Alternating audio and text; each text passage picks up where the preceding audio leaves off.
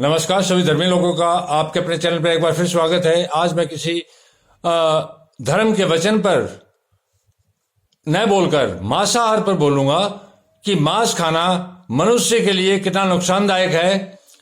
तो आज जो दुनिया में तबाही हो रही है, बीमारियां फैल रही है और अकाल मौतें हो रही है, इसका सबसे बड़ा कारण मांसाहार है कि दुनिया के तमाम देशों के अंदर निर्दोष जीवों की हत्या की जाती है और उनका मांस खाया जाता है। अब मैं आपको अलग अलग धर्म ग्रंथों में जो परमात्मा ने हिदायत दी है उस पर लेके चलता हूं कि मांसाहार कितना खतरनाक है। काबा की दीवारों पर परमात्मा ने स्वयं लिखा है अपने वचनों द्वारा कि मुझे मांस के लोथड़े और खून नहीं चाहिए, ये मुझ तक नहीं आते। उसके बाद भी तमाम दुनिया के देशों में मांस खाया जाता है और परमात्मा का नाम लिया जाता है और परमात्मा के नाम पर उनको बलि चढ़ाया जाता है। मैं किसी धर्म विशेष के लिए नहीं बोल रहा हूं, सभी देशों में, सभी संप्रदायों में यह हो रहा है।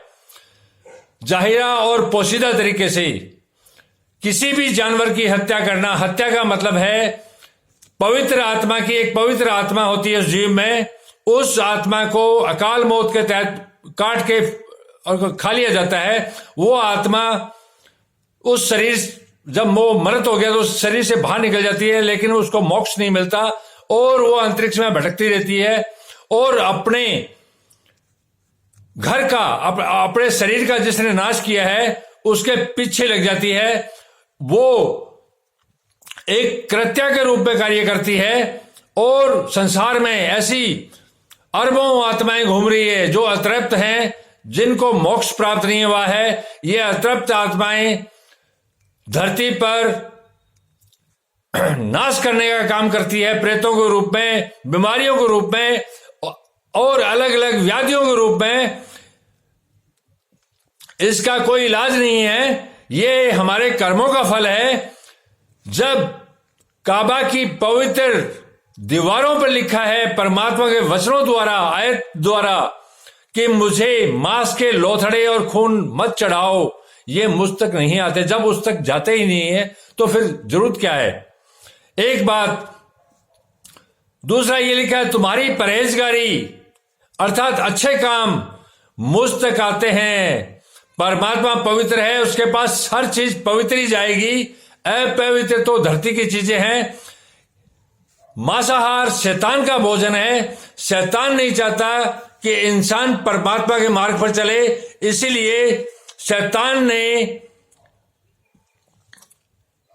परमात्मा के धर्म में घुस के और तफरका डाल रखा है। बुद्धि भेद कहते हैं इसको, बुद्धि भेद पैदा कर रखा है ताकि इंसान पवित्र रास्ते पर न चले और दोजख का अधिकारी बने। तो मैं सिर्फ एक हिदायत बता रहा हूं, आपकी मर्जी, आप जो खाओ। मैं कोई इस पर रोक नहीं लगाना चाहता, मेरे पास कोई शक्ति नहीं है कि मैं रोक लगाऊं।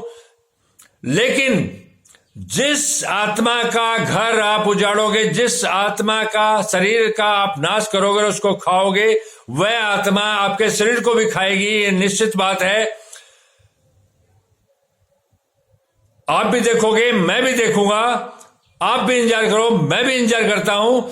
ये पाकिस्तान, सीरिया, इजराइल और दुनिया के अलग अलग हिस्सों में कभी कोरोना, कभी तूफान, कभी भूकंप इत्यादि जो कुछ आ रहे हैं, ये एक परमात्मा की देन है। परमात्मा नहीं चाहता कि देश और दुनिया के अंदर कहीं उसके कानूनों का उल्लंघन हो। मैं एक पैरोकार हूं, मैं परमात्मा और उसकी तौहीद और उसके वचनों की पैरवी कर रहा हूं। जो मुझे मोहम्मद साहब ने बताया है, जो मुझे श्री कृष्ण ने बताया है, जो मुझे ईसा ने बताया है, क्योंकि ये पवित्र आत्मा की ओर से भेजे गए थे, मैं इन्हीं के वचनों पर चल रहा हूं, इन्हीं की मेहरबानी है, इसमें मेरा अपना कुछ नहीं है। तो जब किसी जीव की हत्या होती है और उसको खा लिया जाता है तो उसकी अतृप्त आत्मा, क्योंकि उसकी स्वाभाविक मौत जो होनी चाहिए कुदरती वो नहीं हुई है, उससे पहले उसको मार दिया गया है, तो वो आत्मा तृप्त नहीं होगी, और वो आत्मा तृप्त नहीं होगी तो वो भटकती रहेगी, वो आपका पीछा करेगी और आपको तबाह कर देगी। जब तक वो तबाह नहीं करेगी वो मोक्ष की अधिकारी नहीं होगी, इसलिए वो लगातार आपके पीछे बढ़ रहे, वो बीमारी के रूप में, एक्सीडेंट के रूप में, अकाल मौत के रूप में, किसी भी रूप में आएगा।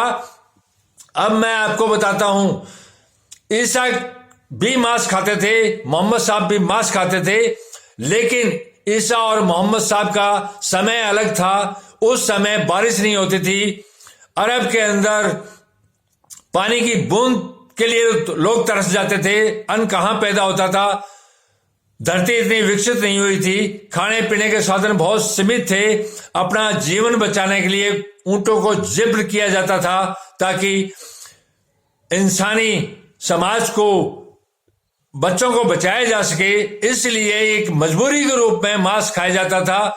मोहम्मद साहब ने कभी नहीं कहा कि मांस खाना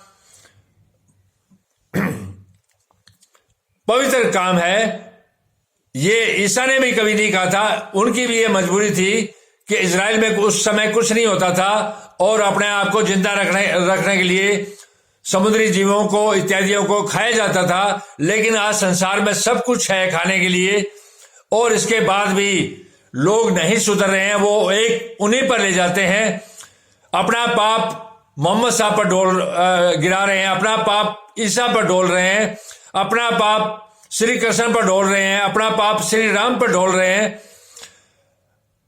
ये आपका अपना पाप है, उन्होंने कहीं कुछ नहीं कहा है, वो उनकी उस समय की मजबूरी थी। समय के हिसाब से उन्होंने जो कुछ किया वो बिल्कुल सही किया था। तथाकथित धर्म गुरु भी बुद्धि भेद और तफरका डालने का इस कलयुग में काम कर रहे हैं। तो मेरी दुनिया के तमाम लोगों से, वो कहीं किसी संप्रदाय के हो, किसी भाषा को मानते हो, वो एक पवित्र परमात्मा, पवित्र आत्मा की संतान है और वो सब मेरे भाई और बहन और बच्चे हैं। मैं नहीं चाहता कि उनकी तबाही हो।